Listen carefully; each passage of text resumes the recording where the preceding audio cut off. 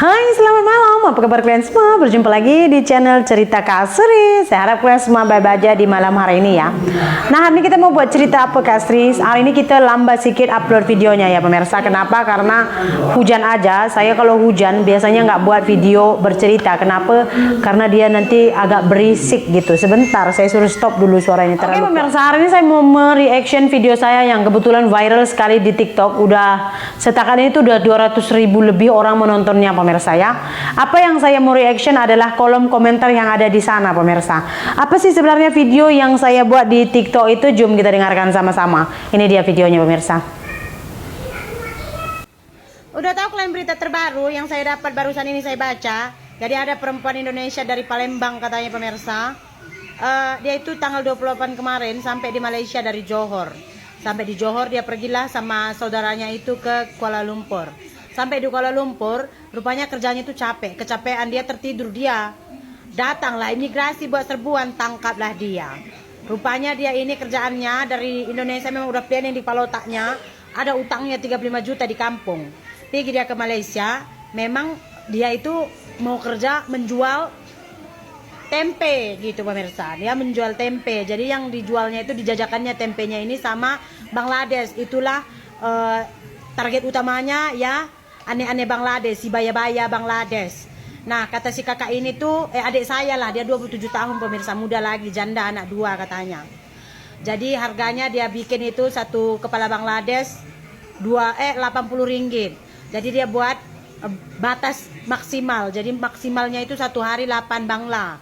Nah, kalau hari Sabtu Minggu dia boleh terima sampai 15 bangla katanya. Jam kerjanya jam 7 sampai jam 9 malam. Jadi untuk kalian yang pacar kalian atau baya kalian dari Bangladesh, abang Bangla, kenapa ini bang? Kok nggak ngapel-ngapel lagi time cuti bang? Jangan-jangan udah nyangkut ya kan sama perempuan ini. Jangan tercari-cari kalian. Kalau misalnya setelah video ini kalian tengok udah datang lagi abang Bangla kalian, oh berarti iya. Karena si adik kita ini tuh ditangkap imigrasi. Katanya memang tujuan utama saya datang ke sini tuh mau menjual tempe sama lelaki Bangla katanya. Ada utangnya buat rumah dia, jadi terutanglah dia 35 juta. Dia pikir ya sebulan nanti di Malaysia jualkan tempe ini, nanti pulang-pulang jadi tempe bacem tak apalah. Yang penting lunas hutang. Berapa hari? Tanggal 28, ini tanggal berapa sekarang? 11 ya. Belum ada 2 minggu pun dia di sini udah hampir lunas, tinggal 400 ringgit utangnya itu katanya. Tinggal 1.300.000 sekian lagi cuma utangnya, kan cepat dia cari kerja ini. Gitu kalau dia memanfaatkan aset tempe bacemnya.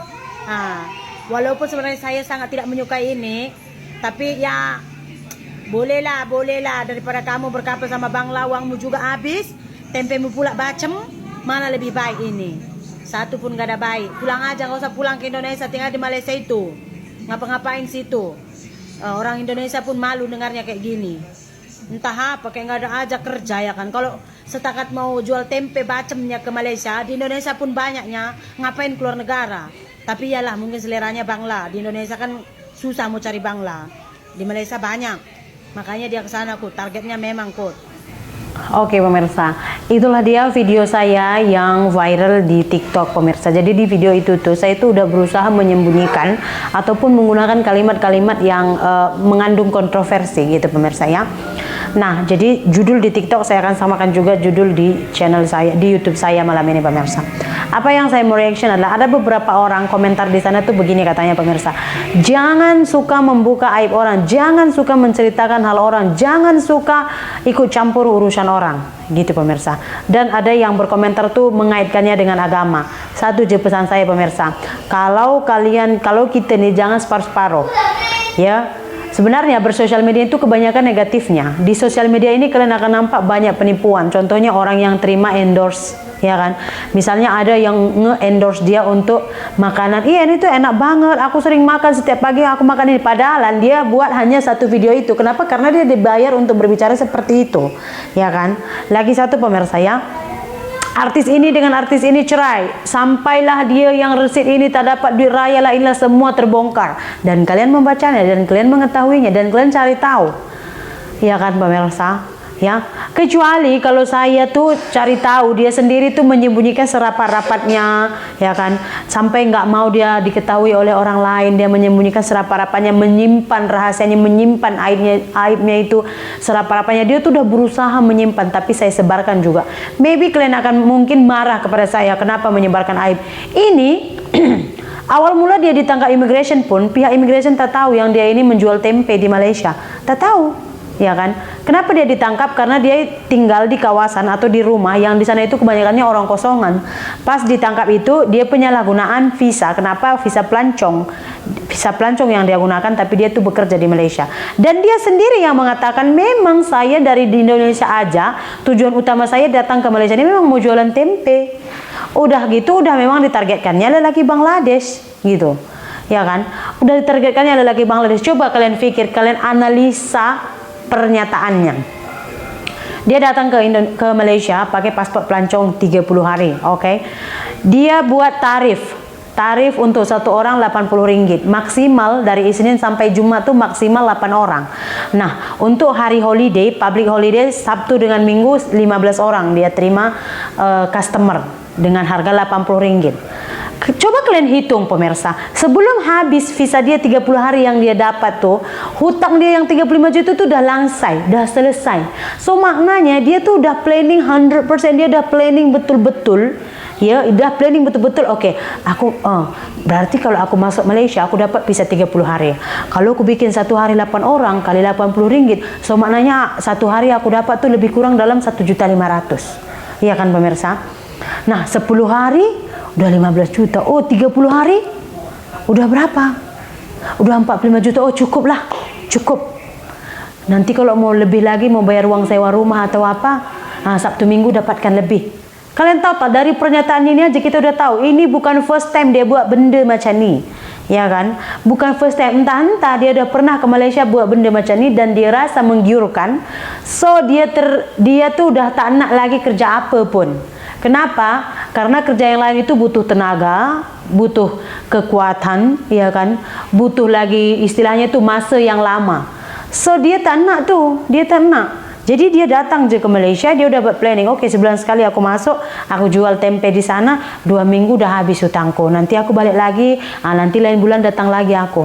Kalian diam-diamkan seperti itu, dia merajalela. Kenapa? Karena nggak ada sanksi sosial, nggak ada istilahnya, nggak ada orang yang memviralkan dia, ya kan? Family dia di kampung pun nggak tahu. Mungkin katanya mengunjungi kawan atau bagaimana, kita tidak tahu, ya kan? Kalau udah viral seperti ini, familynya pun tahu di kampung, pasti dia malu sendiri pemirsa. Kalau ada urat malunya lah, pasti dia malu sendiri, family dia juga malu. Makanya sanksi sosial untuk orang-orang seperti ini tuh perlu, biar ada efek jera. Ya, walaupun saya viralkan, bukan saya niat untuk membuka aib orang, enggak, karena dia sendiri sudah membuka selebar-lebarnya, sama dunia sudah dia bagi tahu. Apa ucapan yang kita ucapkan, jika dianya udah keluar, itu nggak bisa lagi dipertanggungjawabkan. Terserah orang mau ngomong apa. Dia sendiri udah tahu depan wartawan, kenapa harus berbicara seperti itu? Iya kan? Dia udah tahu, dia itu istilahnya pergi ke luar negara, yang dia bawa nama negara dia. Tapi sampai hati juga dia buat begitu. Saya pernah jumpa dengan makcik, sekarang tahu pemirsa, umur kisaran 40 lebih. Tahu pemirsa, satu hari dia kerja 3 kedai pemirsa, 3 kedai, ya. Macam mana dia berusaha untuk mengubah ekonomi keluarga dengan banting tulang.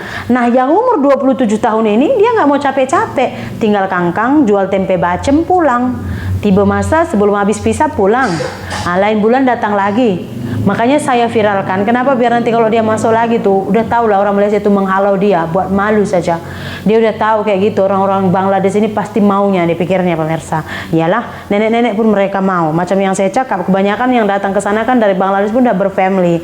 Taulah laki-laki kalau udah ada istri, tiba-tiba bertahun-tahun tak jumpa istri, tempe bacem pun dikiranya udah kayak tempe mendoan, sedap, ya kan? Itu saja pemirsa video kita untuk hari ini. Jumpa lagi di video Kak Sri berikutnya. Bye-bye.